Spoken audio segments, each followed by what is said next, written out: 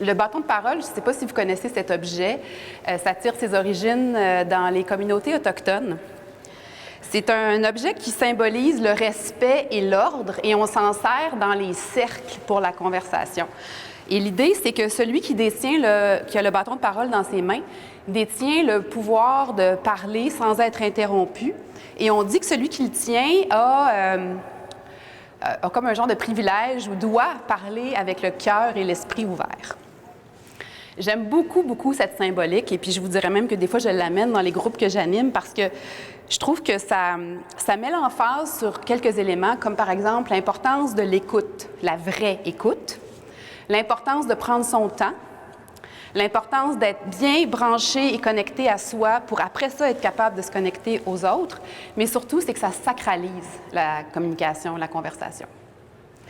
Alors, ce matin, je vais avec courage empoigner le bâton de parole pour vous parler de ce qui me fait vibrer, puis ce qui donne un sens à mon travail tous les jours. Puis je dirais même que j'ai comme réalisé en me préparant ce matin que la conversation courageuse, bien, ce thème-là, cette idée de l'importance de la conversation courageuse, bien, je pense que ça me suit même dans ma vie personnelle et ça depuis très, très longtemps. Alors, j'ai eu la prétention de dire que ça prenait des conversations courageuses pour changer le monde. Moi, je dis que la pandémie ou la post-pandémie, là, on ne sait pas trop si c'est fini, mais bon, l'espèce de retour au travail qu'on est en train de vivre avec tous ces questionnements, ces doutes, pour moi, je pense qu'on a une opportunité en or. On a une opportunité, un moment même historique où on peut, si on le choisit, s'arrêter, se poser des questions de fond et d'avoir le courage de réinventer nos milieux de travail.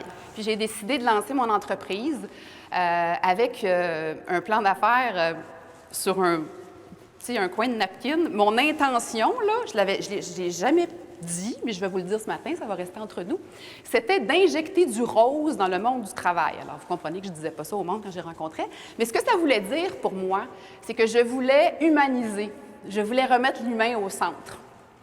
Et donc, bien, ça m'amène à aujourd'hui, 17 ans plus tard, à faire ce que je fais, c'est-à-dire, moi j'aimerais ça, je vais vous donner l'image, tu sais, ma spécialité c'est de faire des off-site, des réflexions, d'équipes de direction, réfléchir à la vision du futur, des choses comme ça. Puis moi je dis, je suis une espèce de metteur en scène. Mon travail, c'est de créer un moment propice, un climat pour que les gens puissent avoir les conversations importantes et qu'ils puissent se retrouver, se connecter, puis collaborer, puis mieux avancer ensemble.